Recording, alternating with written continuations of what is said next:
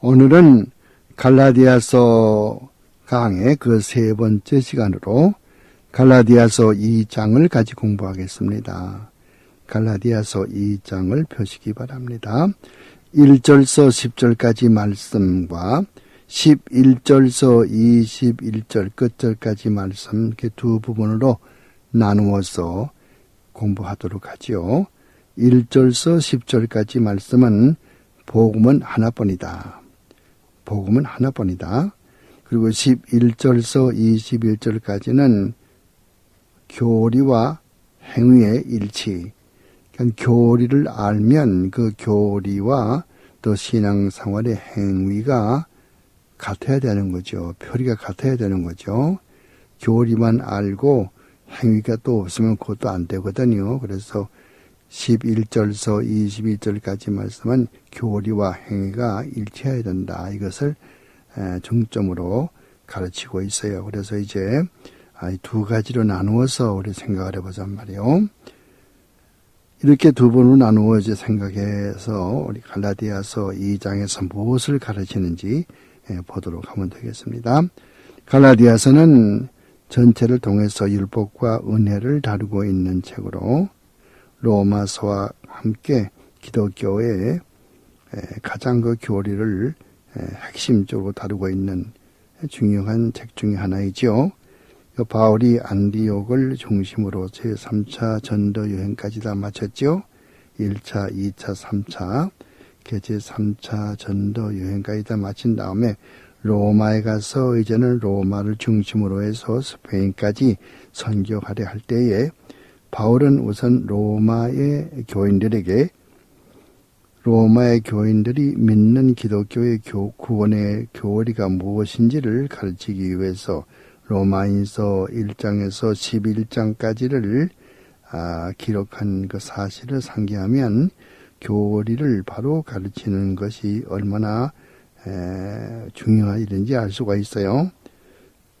그런 연후에 로마인서 12장부터 바울은 로마인서 끝인 16장까지 앞서 11장까지 말했던 기독교의 교리에 입각한 성도의 바른 실천 생활이 무엇인가를 가르쳐주고 있어요. 그러니까 로마서 경우에는 1장서 11장까지는 기독교의 교리고 12장서부터 16장까지는 성도의 실천 생활이다. 이렇게 말할 수 있겠죠. 요즘의 특징은 교회마다 교리를 등한히 한다는 것입니다. 바른 교리를 모르면은 믿는 도리를 모를 것입니다. 교리에는 우리가 믿어야 할 내용이 있습니다. 바알트가 말하는 것처럼 성경에는 하나님의 말씀이 들어있는 것이 아닙니다. 바알트는 1919년 그가 쓴 책, 로마인서 주석책, 그 로마서 주석책에서 말하기를 Die Bibel enthält das Wort des Gottes라고, 즉 우리말로 말하면은 성경에는 하나님의 말씀이 들어있다 이렇게 말했어요. 이 바알트의 말대로라면은 성경에는 하나님의 말씀인 것도 있고 또 하나님의 말씀이 아닌 것도 있다 그런 말이 되거든요. 과연 바알트는 성경은 하나님의 계시의 말씀이 아니고 계시에 대한 증거라 그렇게 말합니다. 많은 목사님들이 교리는 필요 없으니까 신경 쓰지 말고 그냥 믿기만 하라라고 이렇게 성도들을 오도하는 그런 목사님들이 있는가 하면 또 요새는 또 토니 존스라든가 더그 페지트 또 브라이언 맥클레런 이와 같은 사람들이 그들이 주장하는 소위 그 에머전트 처치 운동이라고 하는 거죠. 에머전트 교회 운동. 여기서는 교리를 공부하면은 사람들 간에 서로 반목하고 또 의견이 달라지면 싸우고 교회가 갈라지고 이렇게 되니까 교리를 공부하지 말자. 교리를 공부하던 시대는 이미 다 지났고 지금은 교리보다는 이제 실천 생활에 더욱더 힘을 쓰자. 이것이 에머전트 처치 운동의 철학입니다. 그들은 하나님의 심판을 부정하며 세상은 점점 좁아지기 때문에 하나님은 사랑의 하나님이기 때문에 다가오는 미래는 심판이 아니고 유토피아가 온다. 살기 좋은 이상적인 세상이 온다. 그렇게 가르치는 것이 지금 유행하고 있는 한국이나 미국이나 마찬가지지만은 유행하고 있는 이 에머전트 처치 운동의 핵심 교리죠. 즉 교리는 가르치지 말라. 교리 가르치는 시대는 끝났고 그건 종교개혁 때 하던 것이고 지금은 교리 말고 실천 생활에 힘을 쓰자. 교리 가르치면은 서로 의견이 달라서 싸워서 교회가 둘로 갈라지니까 이런 것을 방지하기 위해서 교리는 가르치지 말고 실천 생활하자. 앞으로는 심판이 있는 것이 아니라 지금보다 더 좋은 나라가 앞으로 우리를 기다리고 있다. 그렇게 이야기하는 것이 이 에머전트 처치 운동이죠.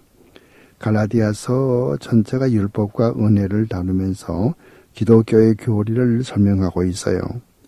특히 갈라디아서 2장 16절 말씀에는 사람이 의롭게 되는 것은 율법의 행위에서 난 것이 아니요 오직 예수 그리스도를 믿음으로 말미암는 줄을 아는 고로 우리도 예수 그리스도를 믿나니 이는 우리가 율법의 행위에서가 아니고 그리스도를 믿음으로써 의롭다 함을 얻으려 함이라.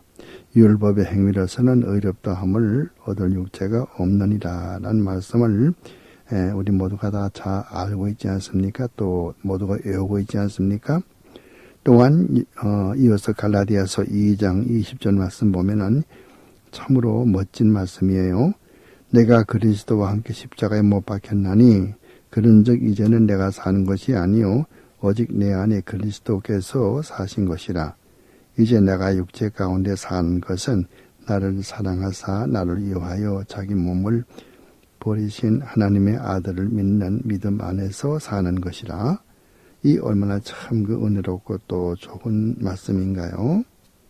아마 여러분께서는 이 성경 구절을 본문으로 해서 말씀을 전하시는 목사님의 설교를 여러 번 들은 경험이 있을 것으로 압니다. 그럼 이제 첫째 부분을 보도록 하죠. 이 갈라디아서 2장의 첫째 부분은 1절서 10절까지 말씀인데요. 이 말씀은 복음은 하나밖에 없다. 이것을 이제 가르쳐 주는 거예요. 신약성경은 모두가 27권인데 기록한 분들이 여럿입니다.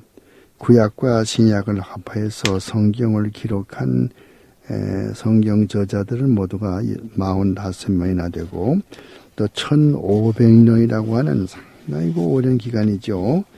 1500년에 걸쳐서 기록했지만은 인간 면에서 보면은 놀라울 정도로 모두 같은 주제를 다루고 있습니다. 그 같은 주제라고 하는 것은 바로 그리스도 메시아를 다루고 있다는 말이죠. 이들 성경 기록자들은 모두가 다 시대가 달라요. 모세는 기원전 1500년 전 사람이고 다윗은 기원전 900년경 사람이고 또 이사야는 기원전 700년, 예레미야는 기원전 600년 전 사람이고 또 다니엘은 기원전 500년대 사람이거든요. 이렇게 성경도 그 사람이 가지고 있는 여러 가지 성격 말이에요. 성격도 학식도 모두 다릅니다. 직업도 다르고요. 그럼에도 이 모든 성경 기록자들은 하나같이 메시아 그리스도를 말하고 있습니다. 인간 면에서 볼 때는 믿을 수 없는 그런 기적처럼 보이지만은 하나님은 죄에 빠진 인간 중 하나님의 백성을 구원하기 위하여서 특별한 섭리로 역사하셔서 이들 많은 성경 기록자들을 택하시고 이들에게 유기적인 영감을 통해서 하나님 자신을 나타내 주셨습니다. 기독교의 영감은 유기적인 영감입니다. 영어로 organic inspiration이라고 합니다. 기계적 영감이 아닙니다. mechanical inspiration이 아니에요. 기계적 영감이 옳다고 생각하면은 성경 기록자들의 다른 여러 가지 서로 각각 다른 그 문체를 설명할 길이 없어요. 문체라고 하는 것은 그 글씨 체제입니다. 어떤 분은 아주 유식한 단어를 쓰고 또 유식한 문법을 쓰고 어떤 분은 또 좀 유식하지 못한 그런 말을 쓰고 이런 거 어떻게 설명하겠어요? 하나님이 똑같이 불러주었다면은 말이 안 되거든요. 만일 하나님이 모든 성경 기록자들에게 마치 학교에서 선생이 학생들에게 강의 내용을 불러주듯 학생들도 받아 쓰듯이 그렇게 성경이 기록되었다면은 성경에 그 각 권마다 독특한 그 문체의 차이를 설명할 도리가 없단 말이요. 그러므로 기계적인 용감설은 통하지 않는 거죠. 이 말이 무슨 말인가 하면은 하나님은 성경 기록자들을 택해서 계시로 성경을 기록하게 하셨는데요. 그들의 그 성격이라든가 학식이라든가 교육, 취미 등을 모두 살리시면서 죄성만 없이 하여 하나님의 뜻대로 성경을 기록하도록 역사했다 그 말입니다. 이것을 기계적 영감설에 반해서 유기적인 영감설이라고 하는 거죠. Organic Inspiration이라고 그래요. 개혁주의적 영감설은 언제나 유기적인 영감설을 주장합니다. 기계적인 영감설이 맞는다고 가정한다면은 구약 성경의 경우 문체가 쉬운 에스더서와 문체가 더 복잡하고 상당히 어려운 이사야서를 어떻게 설명합니까? 왜 같은 하나님이 썼는데 어떤 성경은 어렵고 어떤 성경은 쉽습니까? 문법적으로 볼 때 설명이 안 되거든요. 그러므로 기계적인 영감설은 이것은 잘못된 신학사상입니다.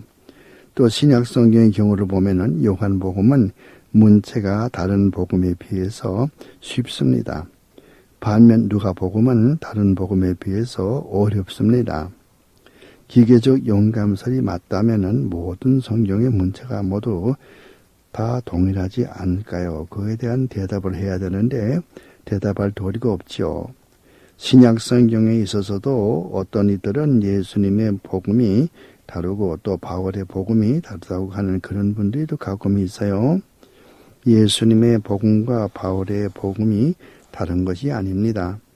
예수님도 십자가에서 대속의 죽음을 위해서 오신 분이고 죽은 지 사흘 만에 죽은 자 가운데서 다시 살아나시고 40일간 이 땅에 계시다가 하늘로 들리고 올라가셔서 지금은 하나님 우편에 앉아 계십니다.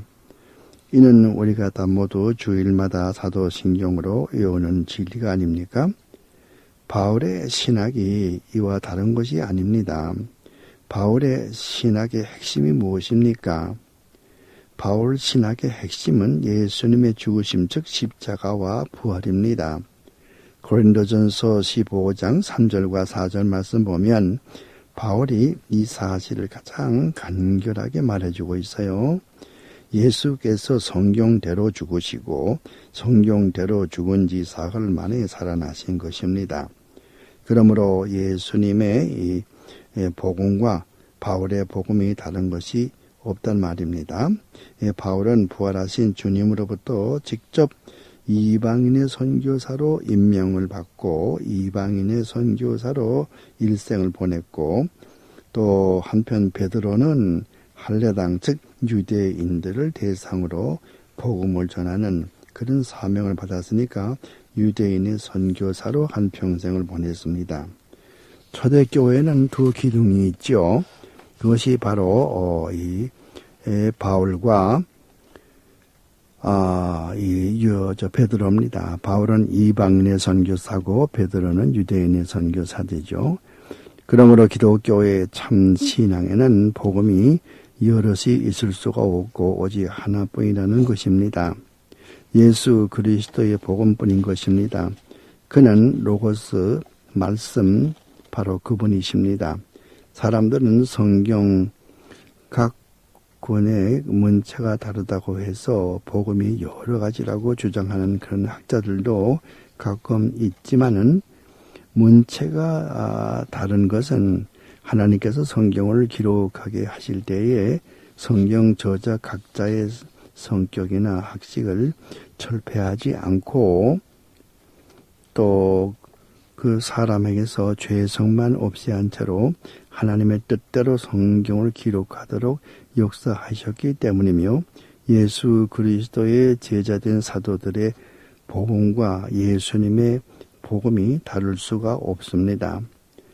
또 프린스턴 대학교 종교학 교수로 있는 엘레인 페이저스라고 하는 P-A-G-E-L-S 페이저스라고 하는 여자가 쓴 그의 책 노스틱 가스펄즈 영지주의 복음서라고 하는 책 보면은 이 복음서 우리 가지고 있는 공관 복음은 이번의 이야기예요. 여자 교수의 이야기입니다.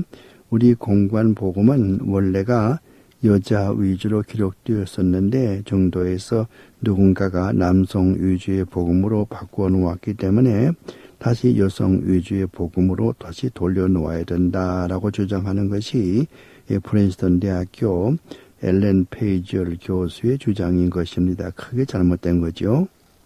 또 알버트 슈바이처, 그럼 우리가 슈바이처 잘 알죠.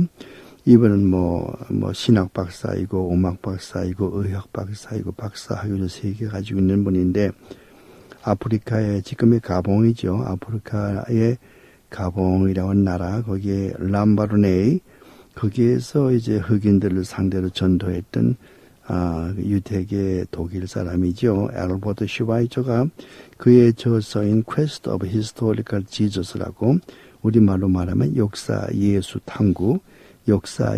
탐구라고 하는 그런 책에서 예수는 하나님의 나라가 임하도록 하기 위해서 기적도 행했고 죽은 자도 살렸고 병든 자도 고쳤고 심지어 십자가에 달렸지만은 그가 그렇게 소원하던 하나님의 나라가 임하지 않게 되자 예수는 십자가상에서 나의 하나님 어찌하여 나를 버리시나이까 라고 했다고 그렇게 쓰고 있어요. 이것은 너무나 터무니가 없는 자유주의 신학의 아주 허구인 것입니다. 또 불트만 같은 사람은 말하기를 복음서에 기록된 예수님의 행적은 실제 그대로 행해진 것도 있고 또 그렇지 않은 것도 있기 때문에 옥석을 가릴 필요가 있고 실제로 있었던 사건들과 또 실제로 일어나지 아니했던 사건이지만은 제자들이 주님을 미화시키기 위해서 일어난 것으로 꾸며낸 이야기 이것을 서로 구별해 놔야 되겠다. 그래서 이 구분해 놓는 그런 일을 볼트만은 비신화화 작업이라고 그랬어요. 비신화화 작업. 그러니까 신화적인 요소를 다 배제해 버린다. 그래서 비신화화 작업인데 영어로 말하면은 demythologization이라고 말하죠. demythologization. 이런 걸 이제 볼트만이 주장을 했죠. 이런 사상은 모두 아무 근거 없는 학설로 성경을 헐뜯기 위한 자유주의자들의 허구에 지나지 않는 것이므로 우리가 분별력이 필요한 것입니다. 또 강조하는 면도 성경의 저자마다 다를 수가 있어요. 그 이유는 성경 기록자들은 각각 자기들이 보는 그 관점이 다르고 또 강조하는 점이 달라요. 가령 마태복음을 일러라면은 다른 복음과는 달리 구약에서의 인용이 많이 나오죠. 여러분 마태복음 읽어보세요. 얼마나 구약에서의 인용이 많이 나옵니까?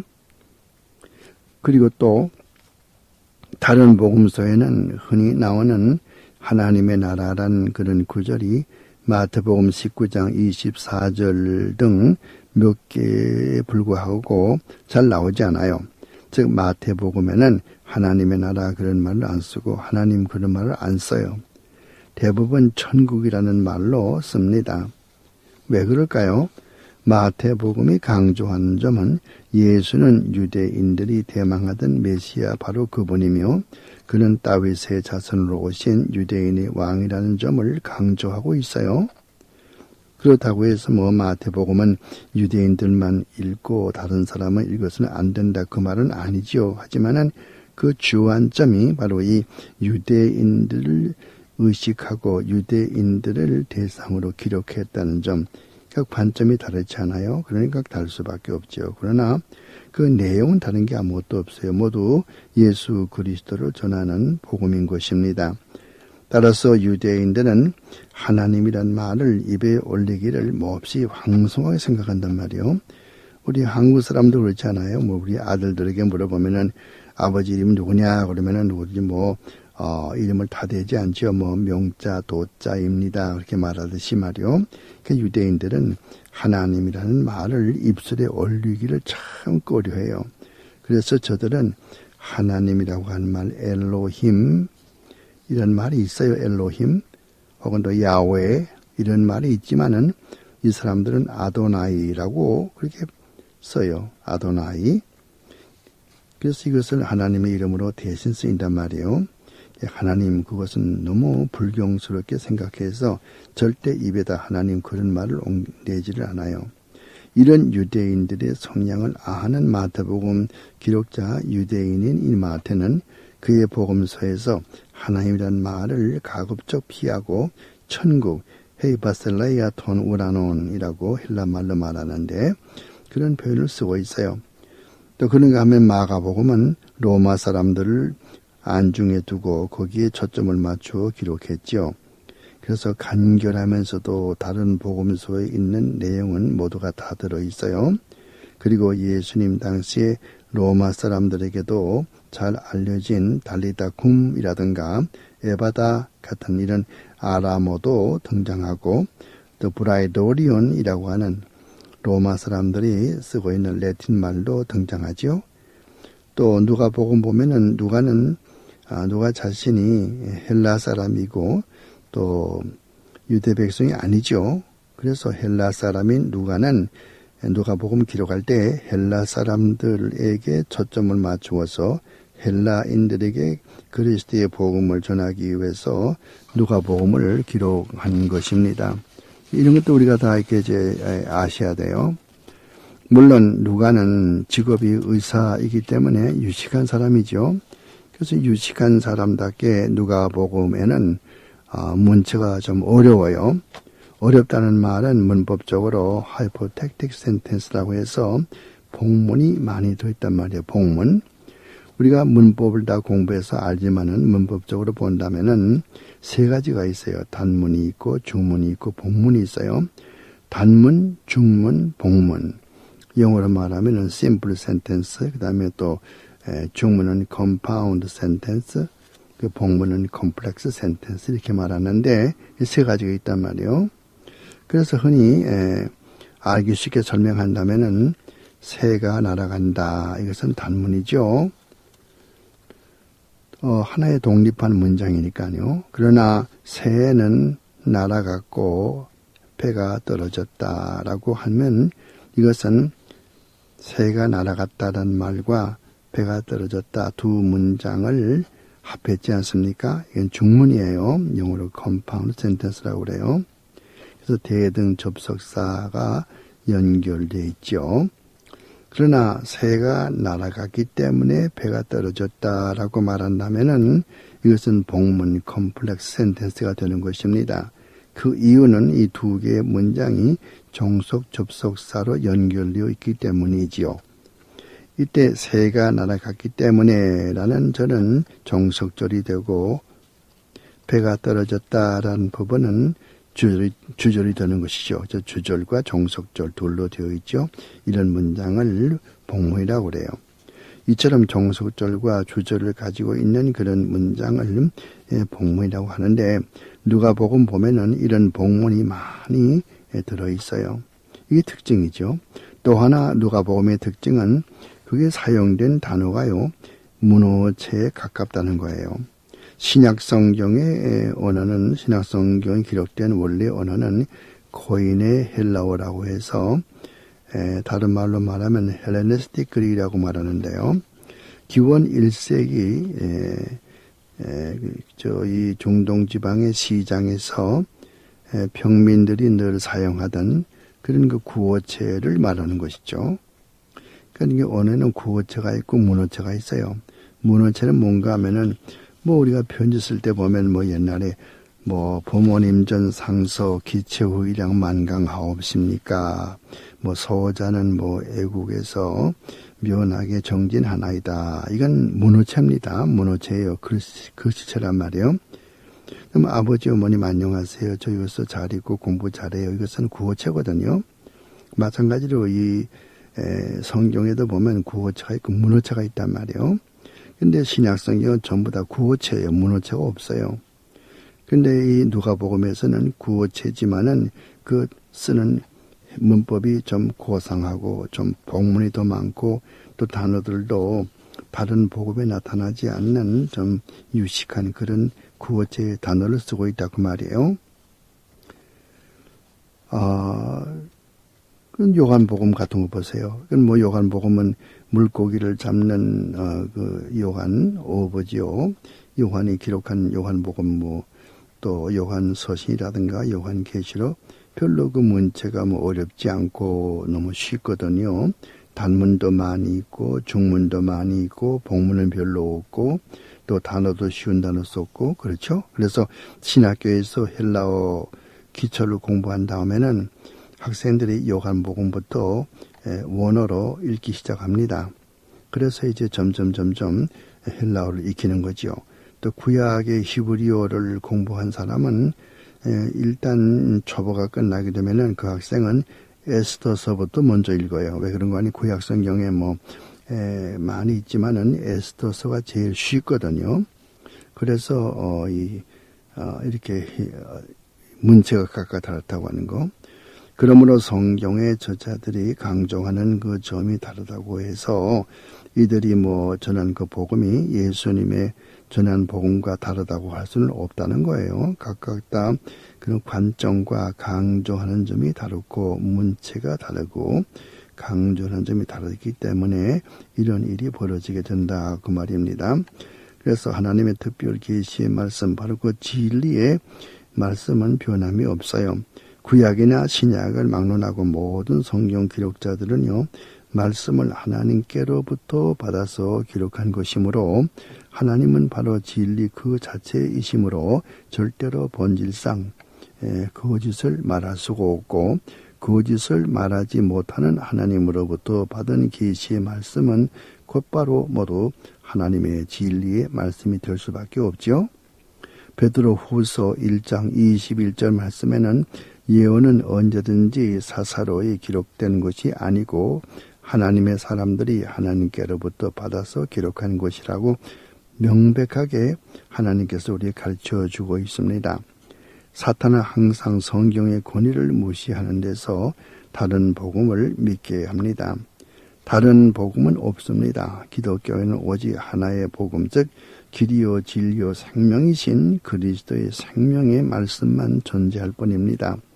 그럼에도 불구하고 많은 다른 종류의 복음이 홍수처럼 범람하는 이유는 무엇입니까? 그것은 사탄이 바로 복음을 믿지 못하도록 참 복음을 믿지 못하도록 우리의 생각과 마음을 혼미하게 하는 데 문제가 있는 것입니다.